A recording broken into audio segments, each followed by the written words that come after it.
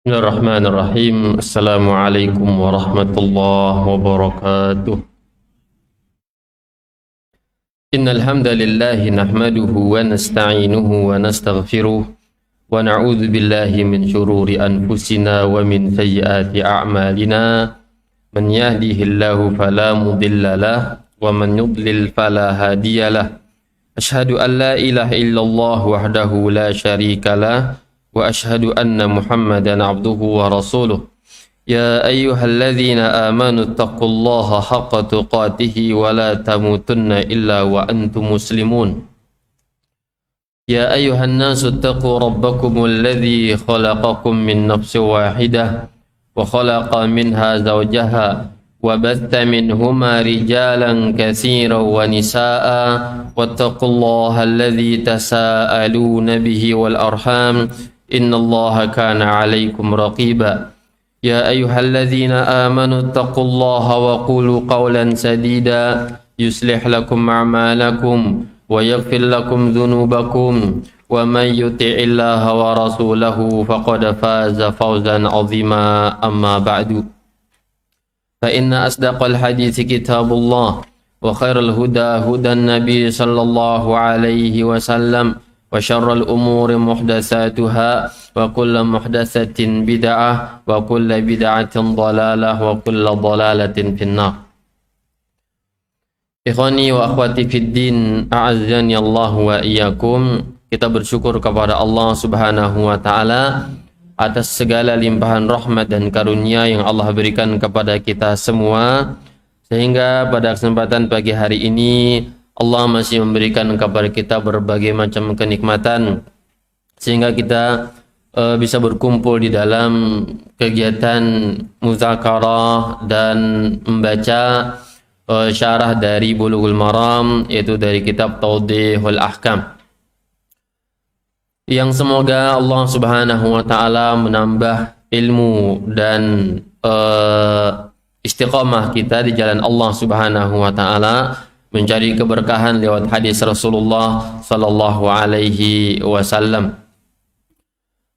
Kemudian salawat serta salam semoga selalu tercurahkan kepada junjungan kita Nabi besar Muhammadin sallallahu alaihi wasallam, kepada keluarga beliau, para sahabatnya, serta orang-orang yang senantiasa mempelajari dan beramal dengan ajaran Islam sampai akhir zaman. Ikhwan sekalian yang semoga dimuliakan Allah Subhanahu wa taala, kita masih di dalam syarah hadis 249 kemarin.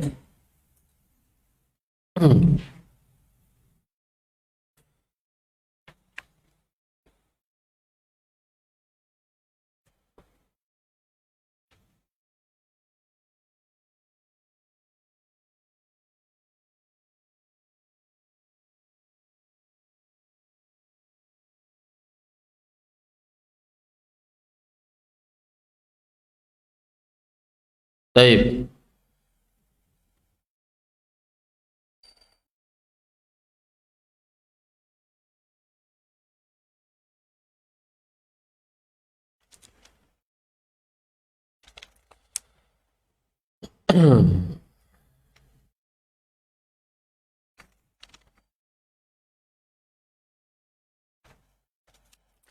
Kata beliau, masih di dalam tasyahud ya,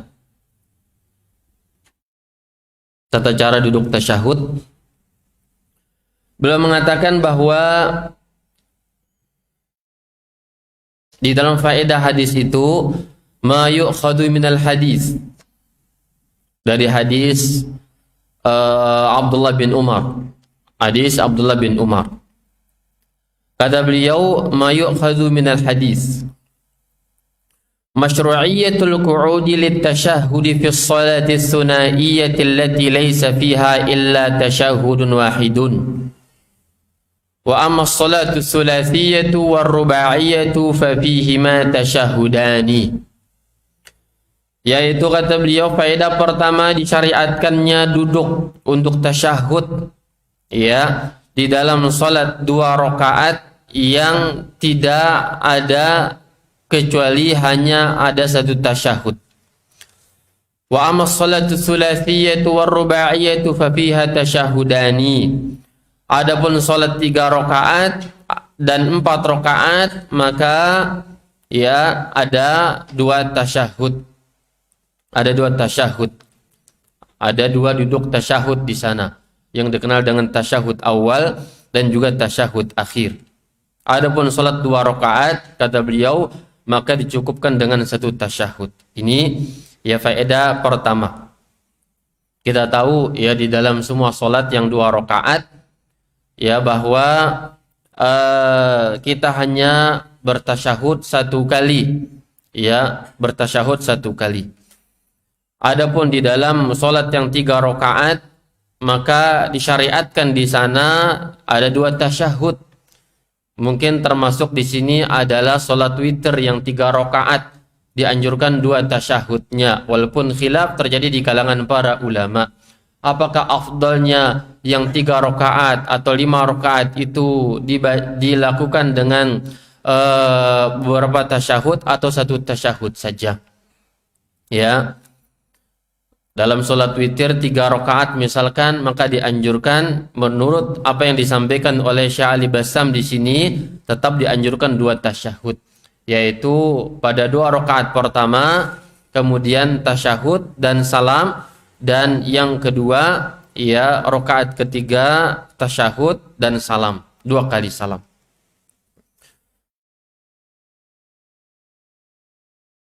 Yang kemudian para ulama kita berpendapat sebagian mereka ya boleh saja solat-solat yang 3 atau 5 rakaat itu dari solat-solat witir untuk dikerjakan dengan 1 tasyahud. Faedah kedua kata beliau, istihbabu wad'il yadaini asna at-tasyahudi 'ala al-fakhizaini. Dianjurkan meletakkan kedua tangan kondisi tengah tasyahud di atas kedua paha.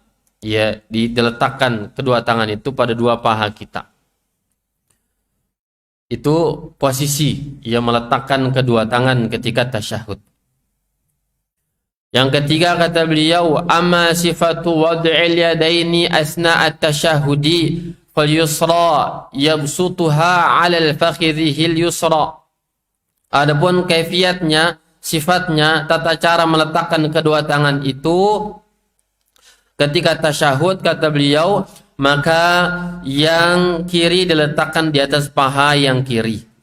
Ya, diletakkan, dihamparkan di atas paha kiri. Fa ammal yadul yumna fayaqbidul khinsar wal binsar wa yahliqul wusta ma'al ibham. Adapun pada tangan kanan maka hal itu hendaklah menggenggam ya jari al-khinsir wal binsar. Ya, khinsar wal binsar. Ini khinsar, ini binsar. Wa yahliqul wusta yakbit itu menggenggam ya jari-jari kecil dan jari apa ini namanya? Manis lah, jari manis, kelingking dan jari manis digenggam. Wa yahliqul wusta membuat halaqa bulatan pada wusta ma'al ibham ibu jari. Ya, wa yada'u sababa ala wadiha musta'iddatan lil isyarati bit tauhid wal ulu, dan membiarkan sababah, ini sababah ya, dikatakan sababah ini karena dia dari kata sabba yasubbu, mencela, menghujat. Orang sering menghujat dengan jari ini, ya kan? Maka dia katakan sababah. Ala wad'iha musta'iddatan lil isyarah. Dia diletakkan demikian. Jadi ini kelingking dan jari manis, kita bilang jari manis digenggam. Kemudian jari tengah wusta dibuat halaqah dengan ibham ibu jari, kemudian diletakkan biasa. Ya. Musta'iddatan lil isyarah bit tauhid. Siap, dalam kondisi bersiap siaga untuk isyarat akan adanya makna tauhid. Jadi didiamkan, kemudian siap untuk berisyarat dengan tauhid pada syahadat itu. Asyhadu, kan begitu ya, tauhid, bersyahadat. Wal ulu, dan ketinggian Allah Azza wa Jal, tauhid dan tinggi, maka disyaratkan tinggi. Wa hadhihi sifatu tusamma istilahan hisabiyan qadiman 53. Dan model ini bahasa Arab klasik dikenal dengan istilah ya 53. Jadi inilah 53. Jadi bukan seperti angka yang kita reka-reka mana 5 mana 3, ternyata demikian. Kata para ulama, ini bentuk angka 53 bahasa klasik orang Arab kalau berisyarat 53 ya begitu. Ya, ini digenggam, ini melingkar, dan ini berisyarat. Ya, kata beliau demikian. Ini bahasa hisaban qadiman, bahasa angka, bahasa bilangan. Qadiman itu bahasa klasik. 53 itu. Ini didiamkan, ya, ini digenggam, ini dibulat, gitu ya. Ini bersiap-siap untuk berisyarat. Ketika sampai pada lafaz asyhadu alla ilaha illallah, maka dia naik berisyarat. Ini kata beliau. Ya. Ini bagi ulama yang tidak berpendapat bahwa isyarat itu ya dari awal. Ya. Sudah kita sebutkan kemarin bahwa pendapat yang tepat isyarat itu dari awal. Dari awal. Jadi khilaf ya, ada yang mengatakan jangan diisyaratkan dari awal karena fungsi tujuan isyarat itu yaitu menandakan tauhid, asyhadu, bersaksi tidak ada ilah, benar satu kan begitu ya, tauhid kan begitu. Seperti antum ya kalau selfie gitu. Gitu. Bahasa selfie itu saya nggak paham ini maksudnya apa ya. Jadi ini bahasa 53 yaitu tadi ya, demikian. Baik. Kemudian faedah keempat kata beliau, ar-riwayatul ukhra fil hadis anna al-mustahabba huwa qabdul asabi'il arba'ati kulliha lil yadil yumna wal isyaratu bis sababah.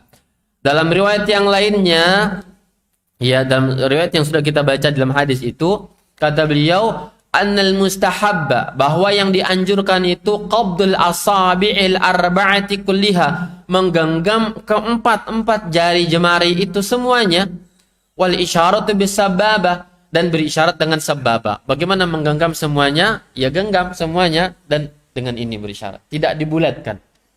Ini riwayat yang kedua dalam lafaz yang sudah kita baca. Jadi yang kedua apa? Genggam semua, isyarat dengan satu. Ini digenggam semuanya. Yang pertama tadi ini dibulatkan, gitu ya. Sedetail ini para ulama kita melihat tata cara Rasulullah Shallallahu Alaihi Wasallam. Ini dua kaifiat kata beliau. Fahatani sifatani masyru'atani liwad'il kaffaini athna at-tashahudaini kama jaa fi hadzal hadis. Maka dua sifat ini, dua tata cara ini ya disyariatkan, kedua-duanya hak adanya. Pilih yang mana ya di dalam meletakkan kedua telapak tangan ketika dua tasyahud itu, sebagaimana datang di dalam hadis ini. Jadi pilih ya, mau yang model pertama tadi ini digenggam ya, ini dilingkari kemudian berisyarat, atau yang kedua ini digenggam tanpa ada lingkaran, maka ini disyaratkan ya, bersyarat dengan ini. Kedua-duanya masyru' kata beliau, sebagaimana dua-duanya hadisnya sahih. Jadi Nabi terkadang ini, terkadang itu.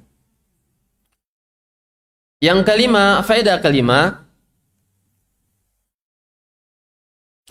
ja'a fi ba'di riwayati hadis Ibnu Umar fi Muslimin, di dalam Sahih Muslim, qala kana Rasulullah sallallahu alaihi wasallam idza jalasa fi sholati, Nabi itu kata Abdullah bin Umar sebagaimana di dalam Sahih Muslim, Nabi itu sallallahu alaihi wasallam jika beliau duduk di dalam salat, wada'a kaffahul yumna ala fakhidhihil yusra. Dalam riwayat yang lainnya bahwa Nabi itu meletakkan telapak tangan kanan di atas paha kanan. Wa qabada asabi'ahu kullaha. Kemudian beliau menggenggam semua jari jemarinya. Wa asyara bi asbi'ihi allati talil ibham. Dan beliau berisyarat dengan jari yang mengikuti ibu jari. Ya. Walakin hadhihi riwayatul mutlaqatu tuhmalu 'ala riwayatil muqayyadati hasbal qa'idatil usuliyah. Kata beliau bahwa hadis ini, riwayat ini yang mutlak semacam ini hendaklah ditafsirkan dengan riwayat-riwayat yang muqayyad, yang mengikat riwayat ini dengan riwayat yang lainnya sebagaimana kaidah-kaidah usul, kata beliau. Ada kaidah di dalam memahami dalil ini. Beliau menyebutkan 4 kaidah atau berapa kaidah di dalam memahami perbedaan riwayat. Yang pertama kata beliau, annaha khalafatil adida min riwayat min qabdil yadil yumna halat tasyahud. Ya. Maksudnya bahwa riwayat Abdullah bin Umar ini menegaskan bahwa Nabi itu semua salat, semua kondisi duduknya di dalam salat beliau menggenggam. Ya. Wa asyara bi asbihi allati talil ibham. Dan beliau berisyarat dengan telunjuk yang mengikuti ibham. Disebutkan secara mutlak ini. Baik tasyahud ataupun awal akhir, duduk di duduk pertama, kedua, ketiga dan seterusnya mutlak. Abdullah bin Umar mengatakan Nabi itu menggenggam pada semua duduknya. Bisa difahami? Ini namanya riwayat yang mutlak. Dari awal duduk, Nabi itu sudah menggenggam. Ini riwayat siapa? Abdullah bin Umar. Enggak dikhususkan pada 2 duduk, tasyahud awal atau akhir, tidak. Semua duduknya Nabi itu menggenggam. Begini. Ini riwayat siapa? Abdullah bin Umar. Maka kata beliau, riwayat yang mutlak ini hendaklah difahami dengan riwayat-riwayat yang lainnya tadi yang kita baca. Maka ada kaidah-kaidah. Yang pertama, annaha khalafatil adida min riwayat min qabdil yadil yumna halat tasyahud. Bahwa riwayat ini menyelisihi banyak riwayat yang mengkhususkan genggaman itu pada tasyahud saja. Nah, lihat, jadi ada perbedaan riwayat. Ada mutlak namanya, ada muqayyad. Ya, mutlak semua duduk mutlak. Riwayat kedua muqayyad. Muqayyad dengan apa? Dengan duduk tasyahud. Dengan menggenggam. Kemudian kata beliau, maka kalau demikian hendaklah riwayat mutlak ini dibawa kepada muqayyad. Ini kaidah. Nah, jadi mungkin ada orang yang berpendapat sebagaimana riwayat Abdullah bin Umar. Dari awal dia sholat, duduk pada rakaat pertama, duduk dia menggenggam. Karena membaca riwayat Abdullah bin Umar. Beliau mengatakan, aku lihat Nabi itu dari awal ketika duduk dalam sholatnya selalu menggenggam. Entah itu tasyahud atau bukan tasyahud, duduk antara 2 sujud atau yang lainnya tetap menggenggam. Ini namanya pemutlak. Ya kan? Mungkin ada orang berpendapat demikian. Dari awal maka dia berisyarat. Tentu yang di sampingnya merasa mungkin mengingkari, ini belum tasyahud sudah menggenggam, sudah berisyarat, kan begitu. Ternyata memang ada riwayat yang riwayatnya mutlak namanya, mutlaqah. Lihat, banyak riwayat, banyak hadis, dan lafaz-lafaznya terkadang saling melengkapi satu dengan yang lainnya. Dan inilah pentingnya kita belajar. Ya, kita jadi tahu dalilnya orang. Dan kita jadi luas wawasan di dalam kita beragama. Maka kaidahnya kata beliau, hendaklah dibawa yang mutlak itu kepada muqayyad. Ini kaidah dalam usul fikih. Apa? Hamlul mutlak ala al-muqayyad. Hendaklah kita membawa dalil mutlak kepada dalil muqayyad. Dalil lepas, mutlak itu dia bebas, lepas, umum. Ya, kita fahami dengan adanya dalil yang muqayyad. Makanya sebagian ulama kita berpendapat dalam masalah isbal, hukum isbal, ya kan, khilaf ulama Jumhur itu mayoritas ulama mengatakan bahwa isbal itu tidak mutlak haram kata mereka. Karena ada dua dalil menurut jumhur ulama dalam hal ini. Apa kata mereka? Ada dalil mutlak, ada dalil muqayyad. Yang mutlak apa?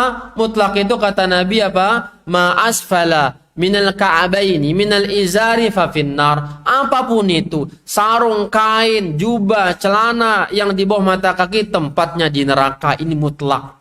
Mutlak. Ternyata menurut jumhur ulama ada dalil muqayyadnya. Apa dalil muqayyadnya?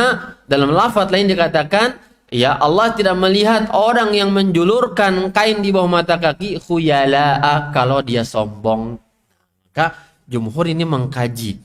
Oh, yang pasti neraka itu kalau dia sombong, ada tadi khuyala. Kalau tidak sombong, nah kan begitu jadinya.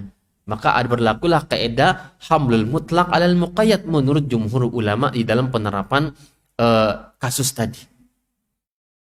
Walaupun yang rajih kita katakan apa? Ya haram secara mutlak karena memahami kaidah penerapan kaidah ini butuh ditinjau ulang kata ulama lainnya. Ya, seperti Syekh Muhammad Ibn Shalih Al-Utsaimin kata beliau tidak berlaku di sana. Namun dengan contoh dari penerapan kaidah hamlul mutlaq alal muqayyad menurut jumhur itu sah adanya di sana. Hamlul mutlaq alal muqayyad.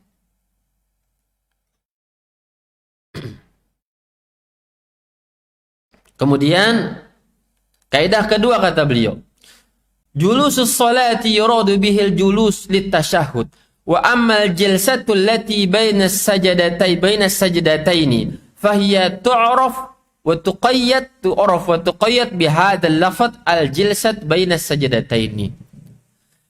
Dalam istilah syariat umumnya kalau dikenal dengan julus salat, duduk di dalam salat, maka maksudnya apa? Duduk tasyahud.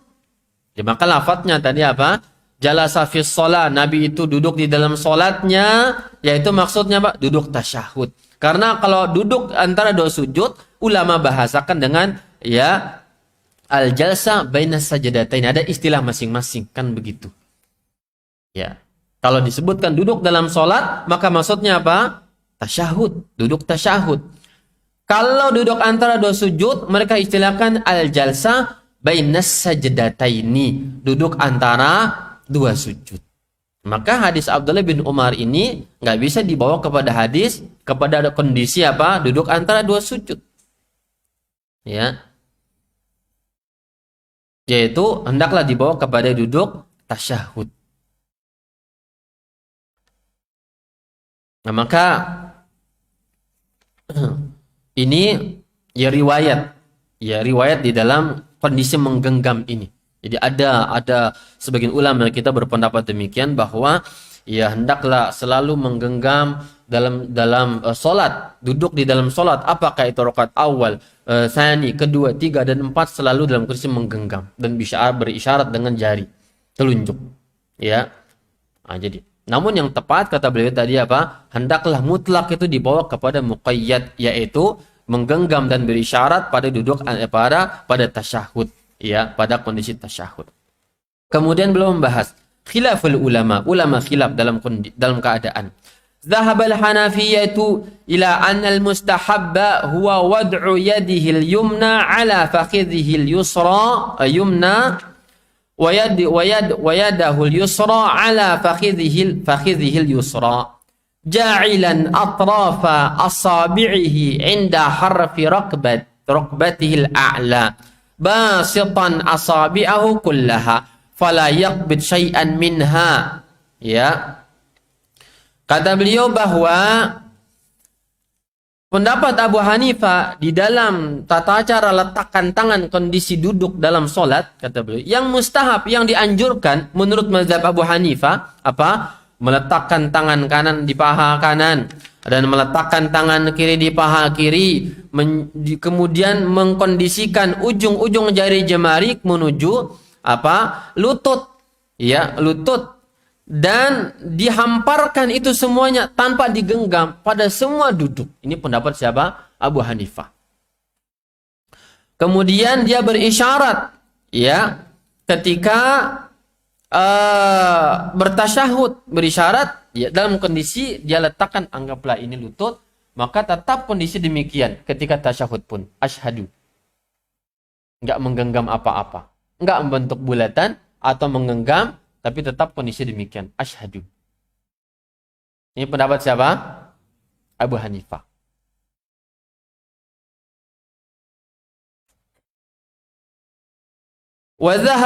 وذهب المالكية إلى بسط اليسرى على الفخذ اليسرى وتحليق الأصابع الثلاثة من اليمنى وهي الخنصر والبنصر والوسطى.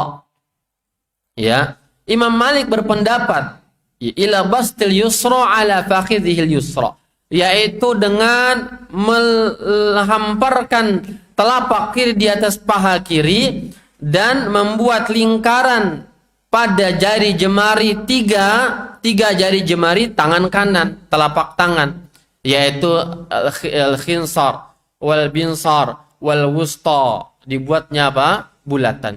Fayahliq hadhihi salasa ma'a harfil yad ila al-janib alladhi yalil ibham. Ya, kemudian ini dibulatkan, kata beliau, dengan apa?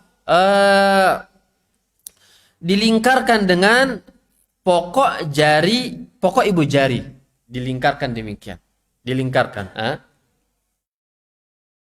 Wa yamuddu asbi'ahu sababa kal musyir biha, dan mengangkat, ya, yamuddu mengangkat, ya, jari telunjuk seperti seakan-akan berisyarat dengannya.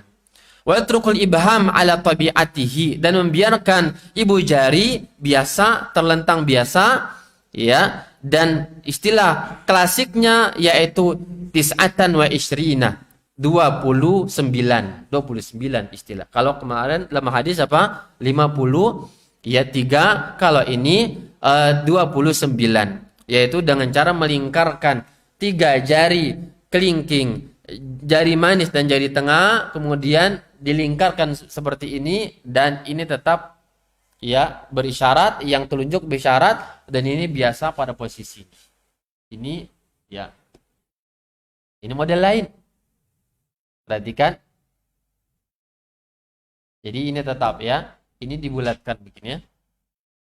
Jelas ya, kawan? Understand? Baik, begini. Baik. Ini pendapat siapa? Imam Malik. Abu Hanifah lepas, ya. Imam Malik dibulatkan yang 3, isyarat dengan jari, dan ini lepas. Oke, baik. Wa dhahaba Syafi'iyyah wal Hanabilah, berpendapat Imam Syafi'i dan Imam Hanabilah, para ulama Hanabilah, ila annal mustahabba, bahwa yang dianjurkan itu wad'ul yadil yusra 'ala al-fakhidil yusra mabsutatal asabi madmumah, ya, wa takunu atrafuha duna ar-rukbah mustaqbilan bi jami'i atrafil qiblah. Bahwa mereka mengatakan bahwa hendaklah meletakkan tangan kiri di atas paha kiri, ya, dengan menghamparkan asabi', yaitu jari jemari yang madmumah, ya, dengan dikumpulkan begini, madmumah, ya. Wa takunu atrafuha duna ar-rukbah mustaqbilan bi jami' atrafil qiblah, menghadap kiblat semuanya, di paha, bukan ke arah lutut tapi di paha, dekat dengan paha, semuanya mengarah kiblat. Wa amal yumna, adapun yang kanan, fayad'uha ala fakhidhil yumna qabidan minhal khinsar wal binsar wal wusta inda Syafi'iyah. Adapun yang kanan, maka telapak tangan mereka menggenggam khinsar wal binsar wal wusta inda Syafi'iyah, digenggam, tidak ada bulatan, digenggam, ya. Ini menurut Syafi'iyah. Wa muhalliqan bainal wusta wal ibham indal Hanabilah. Ini menurut siapa tadi? Syafi'iyah demikian, ya. Dan menurut Hanabilah, muhalliqan, membuat lingkaran antara wusta dengan ibham. Wusta dengan ibham. Ini menurut Hanabilah, ya. Wa maddus sababa li isyarati biha, dan mengangkat jari telunjuk untuk berisyarat, Ya, berisyarat. Syafi'i tadi apa? Genggam semua. Genggam semua. Tidak ada bulatan, enggak ada jedah di sini, tapi bulat, genggam. Ini yang diangkat. Oke, ini enggak tetap pada kondisinya. Adapun Hanabila maka dibuat bulatan di sini. Oke, kawan. Jadi masing-masing 4 ulama ini berbeda pendapat. Ya.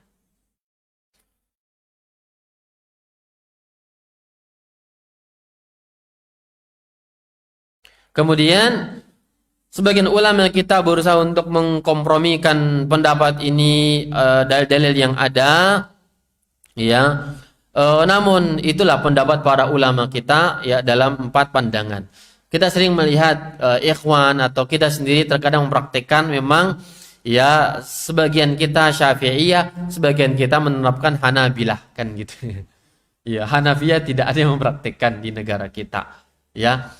Antara Malikiyah, antara Syafi'iyah atau Hanabilah. Ada yang menggenggam, ya, menggenggam. Ada yang membuat lingkaran. Ini jarang barangkali ya. Yang banyak mungkin Hanabilah. Kelihatannya banyak Hanabilah. Yang banyak Hanabilah. Baik. Ini tafsir dari hadis yang ada. Dari hadis yang kita bacakan kemarin.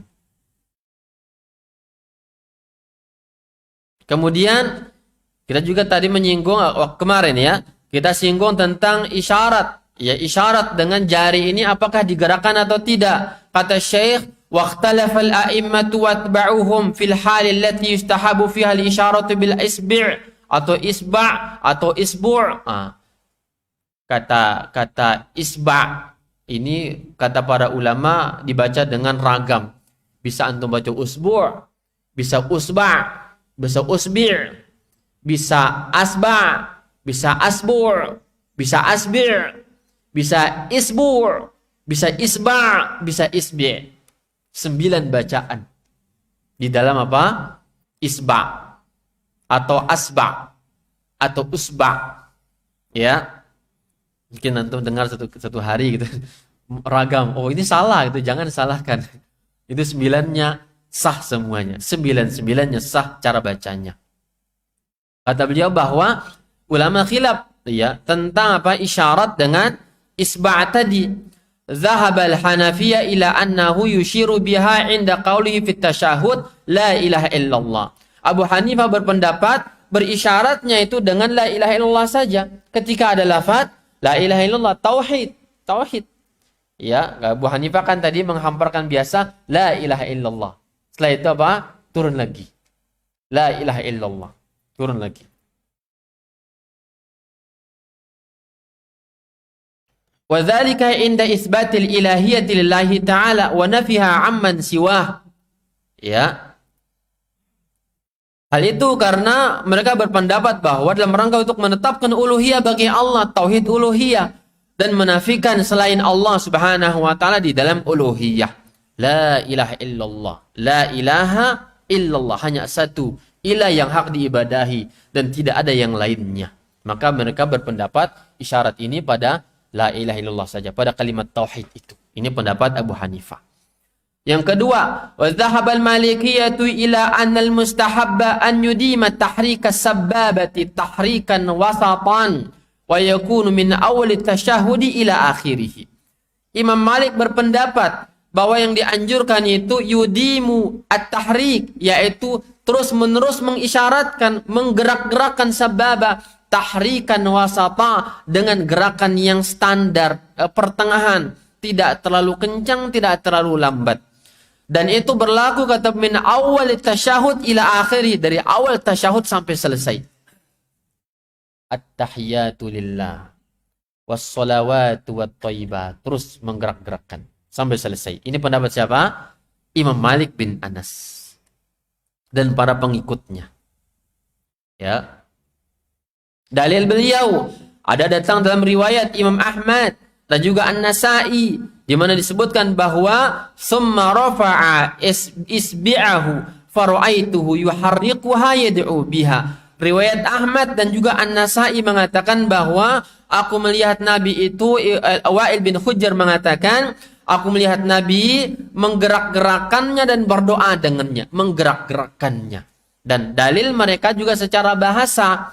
Kenapa selalu digerak-gerakan? Karena datang dalam riwayat ini yuharrik. Yuharrik itu di dalam bahasa Arab dikenal dengan kata kerja fi'il apa? Fi'il mudhari'. Harraka yuharriku tahrikan. Dan fi'il mudhari' di dalam bahasa Arab bermakna istimrar, wat tawasul, wad dawam.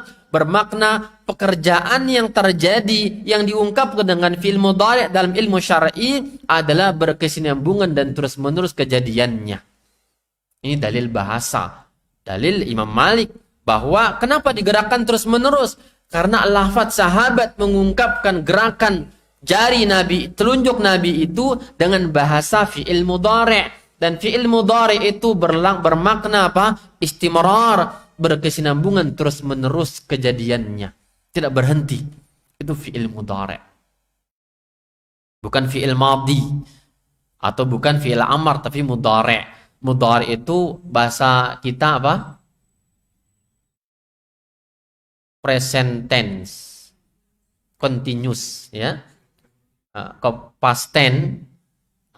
Itu kan fi'il madhi. Present tense. Mudhari'. Ini present continuous tense. Antum masih ingat nggak pelajaran itu? Ana juga lupa. Ingat itu doang gitu. Sudah lali KB. Lali KB. Kemudian, nah ini dalil beliau. Ya. Imam Abu Hanifah. Jadi Imam Malik. Jadi digerakkan terus-menerus dari awal sampai selesai, terus digerakkan. Karena dengan apa? Datang dengan lafaz fi'il mudhari' tadi. Fi'il mudhari'. Kemudian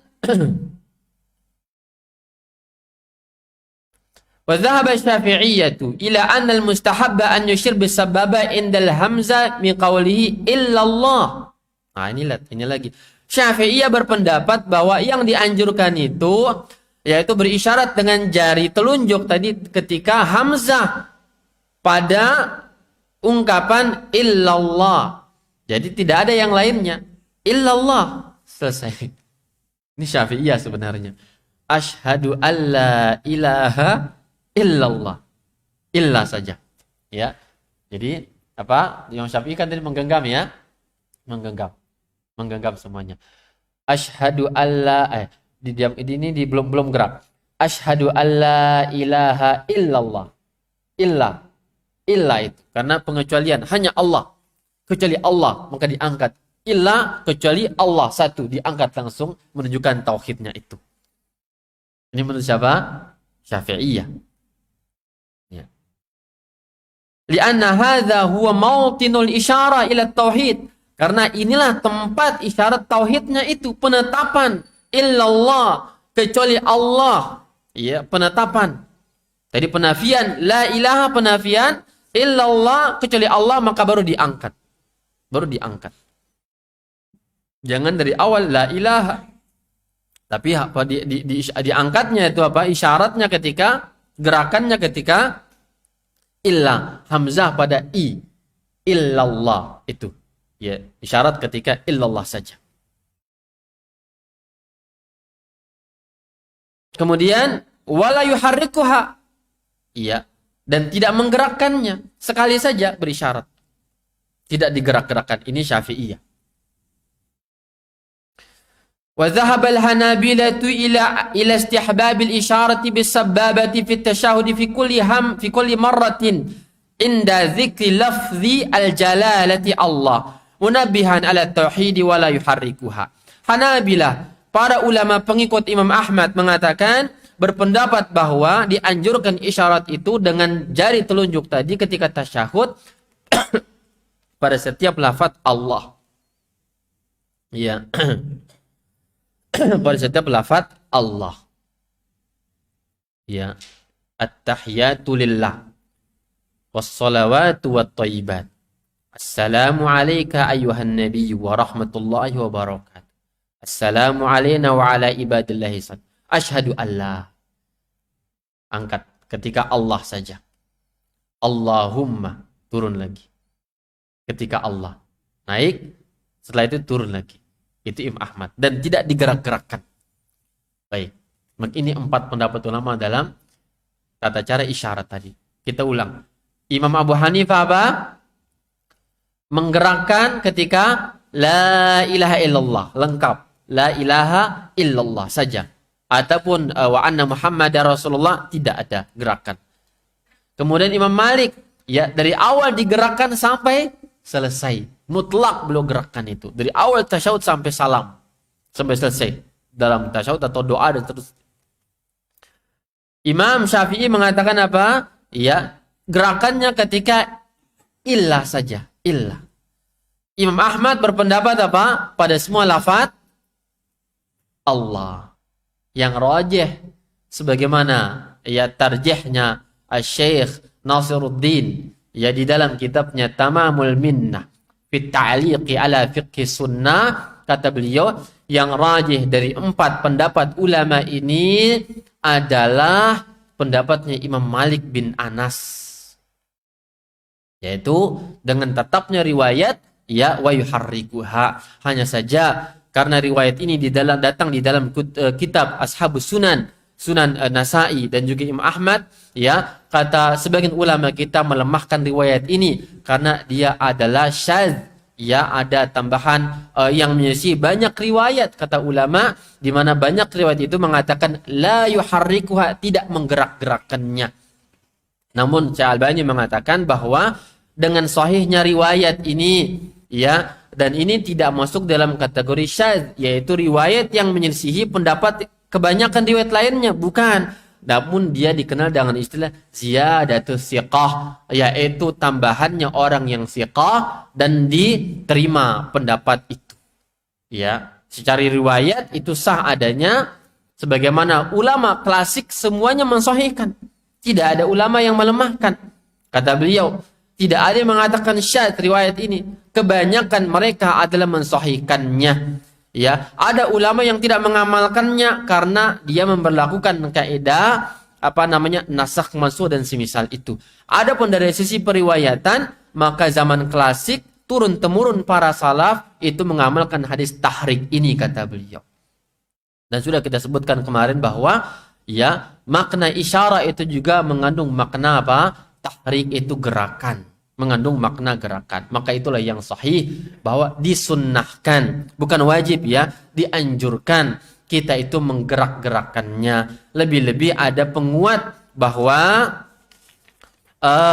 kita sebutkan bahwa lahiya asyaddu ala syaitani minal hadid. Dia itu lebih ditakuti syaitan daripada cemeti besi, cambuk besi. Gerakan jari ketika tasyahud itu lebih ditakuti syaitan daripada cambuk dari besi. Maka dianjurkan. Ya, ini pendapat yang kuat di dalam hal ini.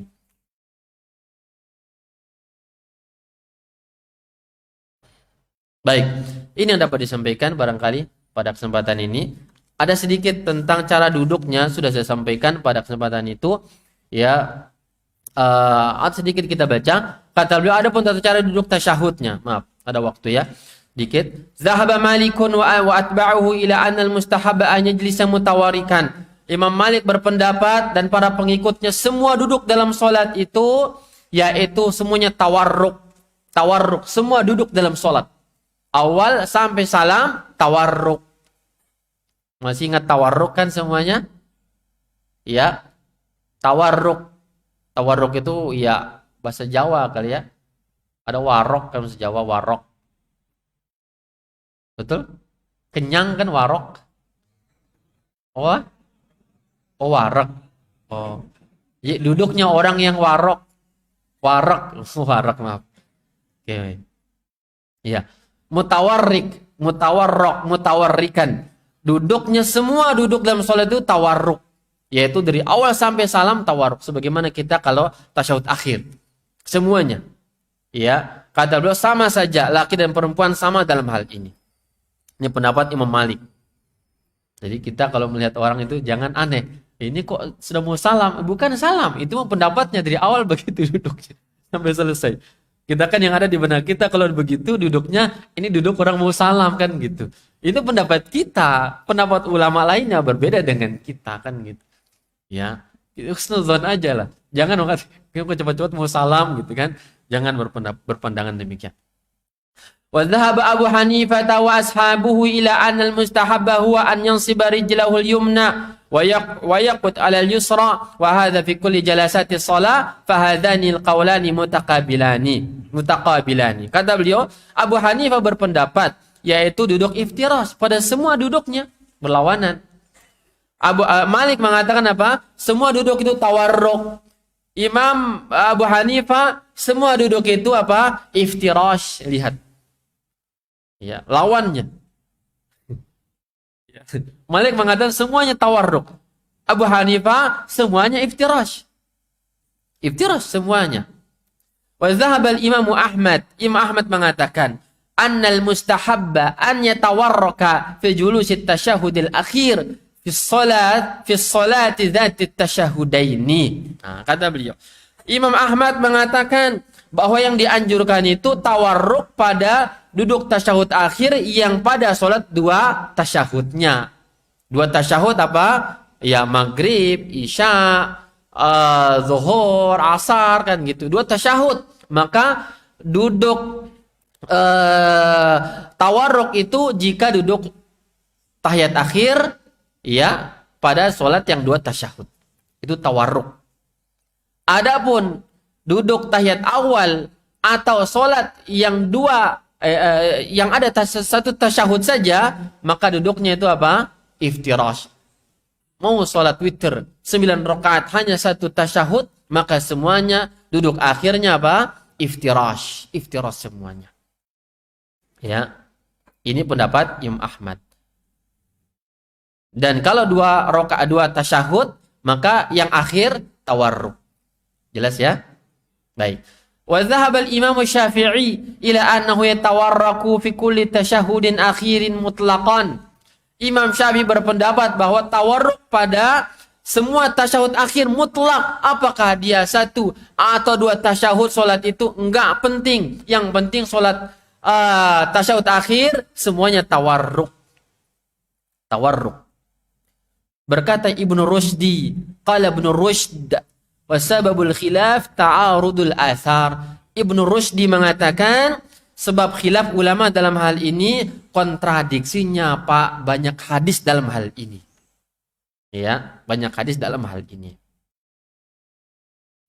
Walidha zahaba al-Imam Ibnu Jarir ila anna sunnata waradat bi hadza kulli fa'ala ay jalasatin jalasa mutawarrikan aw nasiban al-yumna aw jalisan al-yusra faqad asaba sunnah wal amru fihi si'atun wallahu a'lam. Kata Imam Ibnu Jarir, masyaallah. Apa kata beliau?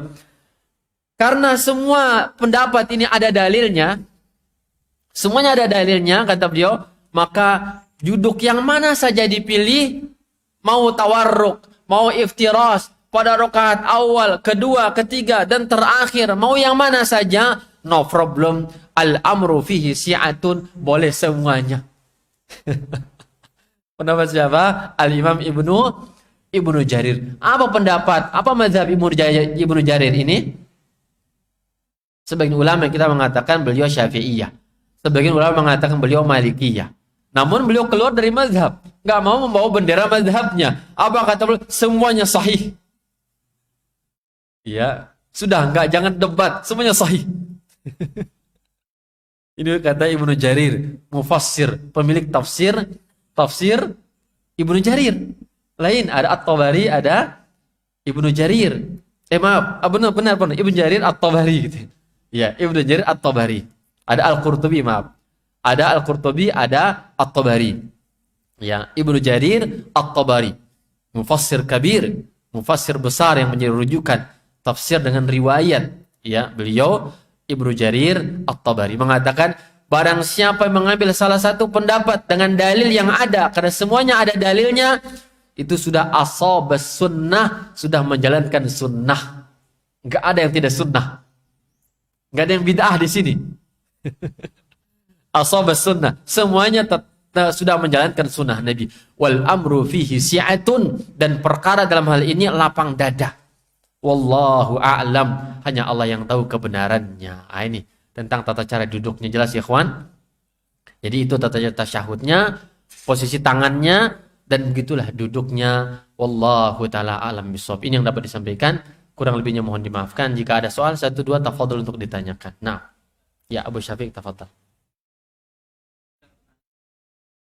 Ya. Waalaikumsalam. Mengulang lagi pertanyaan waktu itu. Ya. Anda pernah sholat di belakang imam yang setelah duduk atau sujud, imam itu takbirnya mengangkat tangan juga, Ustaz. Apakah itu ada dalilnya juga? Ya, baik.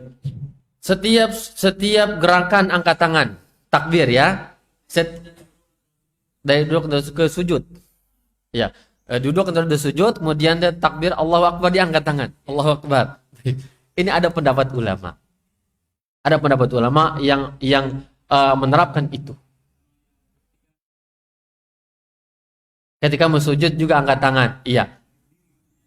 Dari berdiri juga sama. Ya, di dalam kitab Mawsu'ah al-Fiqhiyah al-Muyassarah ya dianjurkan pada semua takbir gerakan itu angkat tangan. Itu riwayat. Namun Asy-Syaikh Nasiruddin di dalam kitabnya Tamamul Minnah fi Ta'liqi ala Fiqh Sunnah belum membantah pendapat itu. Padahal ini pendapat yang syadz. Namun khilaf ulama dalam hal ini. Sebagaimana kita katakan dalam masalah ini juga ada lapang dada, itu juga lapang dada. Ya, maka ada takbir dan gerakan ar-rafa itu ya, memang ada riwayat Nabi itu biasa angkat tangan pada 4 keadaan saja.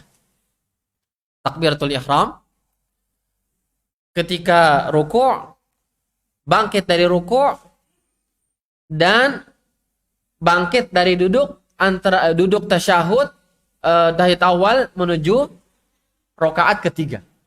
Hanya itu yang Nabi lazimkan dalam riwayat. Maka dengan inilah para ulama kita membantah pendapat yang mengatakan semua gerakan itu angkat tangan. Apakah itu dari berdiri ke sujud atau dari duduk ke sujud? Ya, kata mereka, ini kembali memberlakukan kaidah hamlul mutlaq alal muqayyad. Jadi dibawa kepada riwayat yang terbanyak di mana Nabi sering melakukan apa itu? Pada setiap 4 gerakan tadi saja Nabi itu angkat tangan. Yang lain tidak banyak riwayat itu. Namun bersamaan dengan itu kita menerima tidak bisa membid'ahkan pendapat yang tetap angkat tangan ketika duduk sekalipun ketika sujud dari duduk tadi. Walaupun kita mengatakan yang rajih menurut kita bahwa angkat tangan itu pada 4 keadaan saja. Pada 4 keadaan saja. Sebagaimana dalam riwayat Bukhari Muslim, ya, bahwa disebutkan apa? Nabi itu terbiasa mengangkat tangan pada 4 keadaan saja. Takbiratul ihram, ruku, i'tidal, dan dari rakaat kedua, tahiyat awal menuju rakaat ketiga. Ini yang rajih dan Nabi lazimi akan hal itu. Wallahu ta'ala a'lam bishawab. Namun tidak bisa kita bid'ahkan orang itu. Kita hanya mengatakan pendapat kita yang kuat ini dan kita hormati pendapatnya karena ada ulama dan juga ada dalil-dalil yang menegaskan akan hal tersebut. Wallahu ta'ala a'lam bishawab. Nah, silakan.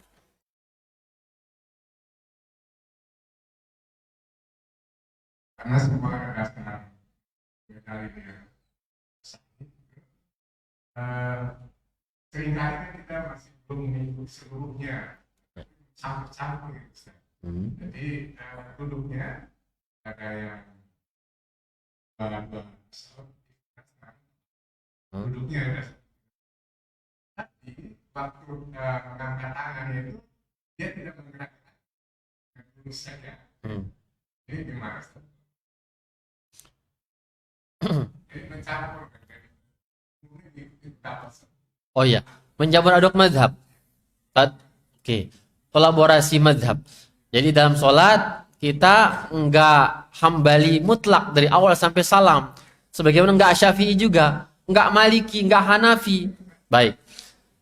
Kata para ulama, kata Al-Imam Ibnul Qayyim dan juga yang lainnya, ya, bahwa muslim itu dia mengikuti dalil.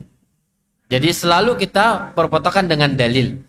Dalam angkat tangan kita pendapatnya adalah Imam Ahmad. Dalam bacaan dalam Al-Fatihahnya Imam Syafi'i. Misalkan Al-Fatihah Syafi'i kan ada basmalahnya misalkan ya. Nanti di dalam duduknya Imam Malik misalkan, sesuai dengan apa kapasitas kita, ya, hasil bacaan dan kajian kita, kesimpulan kita itu, maka nggak apa-apa. Jadi mewajibkan orang untuk satu mazhab, ini yang bid'ah kata para ulama kita. Al-Imam Ibnu Qayyim, Al-Imam Muhammad Sultan Al-Ma'sumi, mengatakan apa? Dulu orang-orang salaf klasik itu kalau belajar kepada banyak guru, bertanya kepada si A masalah ini, ambil. Kemudian masalah B bertanya kepada si ini, ambil, dan seterusnya. Baru muncul tamadhub, at-tamadhub, yaitu mengkotak-kotakkan Islam dengan 4 mazhab. Kata beliau, ini bid'ah yang mungkarah. Namun kita nggak bisa keluar dari itu. Sudah Allah takdirkan sebagai sunnah kauniyah. Sunnah kauniyah ada itu. Maka mewajibkan orang berpendapat dengan satu mazhab ini bahaya. Terjadi di Masjidil Haram. Satu solat 4 jamaah. Solat zuhur 4 jamaah sekaligus bersamaan. Datang penganut Hanabilah. Imamnya Hanabilah berdiri di tiangnya. Para pengikutnya datang makmum kepada imamnya. Solat yang sama datang Syafi'iyah. Datang imamnya Syafi'iyah. Bikin solat baru, jamaah baru. Jamaahnya ikut bermakmum kepada Imam Syafi'iyah pada solat yang sama. Sampai 4 jamaah pada satu solat. Itu dampak dari ekstrimnya fanatik mazhab di kala itu. Sampai-sampai Imam Muhammad Sultan Al-Ma'sumi mengarang kitab yang berjudul Hadiyatus Sultan ila Muslimi Ahlil Yaban. Ketika penduduk Jepang ingin masuk Islam, ya, di daerah Osaka. Namanya Osaka. Antum pernah ke Jepang? Ada Osaka namanya. Osaka merek apa, ikhwan? Ada merek barang, saya lihat Osaka. Osaka atau Asoka? Lupalah saya. Yang jelas, ya, kita baca dalam buku fikih, orang-orang Jepang dari kota Osaka ingin masuk Islam dengan ribuan orang. Ketika mereka melihat bahwa yang ini mengatakan, orang Jawa mengatakan orang Jepang jika ingin masuk Islam harus lewat mazhab Syafi'i. Imam Muhammad Sultan menyebutkan orang Jawa katanya di dalam kitab itu. Datang orang Hijaz mengatakan orang Jepang jika ingin masuk Islam hendaklah lewat mazhab Hambali, karena mereka Hambali mazhabnya. Datang pula orang Mesir mengatakan orang Mesir mengatakan jika mereka masuk Islam hendaklah lewat mazhab Maliki. Datang pula orang Pakistan, orang-orang Tajikistan mengatakan bahwa jika orang Jepang masuk Islam hendaklah lewat mazhab Hanafiyah. Saling perang, merebut jamaah. Lewat mazhab mana masuk? Terjadi perdebatan hangat. Orang Jepang pun mengurungkan niatnya masuk Islam. Karena melihat kenyataan yang pahit, saling mencela satu dengan yang lainnya. Karena mazhab yang ada mewajibkan orang bermazhab tertentu secara mutlak, total harus mazhabnya itu. Itu haram dalam agama kita. Itu namanya mentuhankan mazhab taklid buta yang sudah super canggih, super parah, sampai mewajibkan orang satu mazhab dalam semua ritualnya. Itu haram, tidak dibolehkan. Dan sayangnya masih banyak pendakwah yang menyeru kepada taklid mazhab itu sampai saat ini. Muhammad Sultan Al-Ma'sumi mengatakan ini bid'ah yang mungkar dan tidak ada asal usulnya di dalam Islam hal itu. Maka kita boleh bagi orang itu, ya, untuk ibadah di dalam mencampur aduk mazhab, enggak apa-apa, karena acuannya dalil. Dia lihat dalil dalam hasil lebih kuat, ternyata sesuai dengan mazhab ini, ya nggak apa-apa. Maka dia dalam hal itu mazhabnya Syafi'i dan seterusnya. Di negara kita juga demikian, orang tanpa sadar mereka mengaku mazhab Syafi'i, padahal banyak amalan mencampur aduk mazhab. Campur aduk mazhab. Seperti yang kita sebutkan, sering mazhab Syafi'i itu tidak sah Jumatan kurang dari 40 orang yang mukim. Misalkan, nggak boleh Jumatan. Dalam satu kampung nggak boleh ada 2 masjid. Mazhab Syafi'i.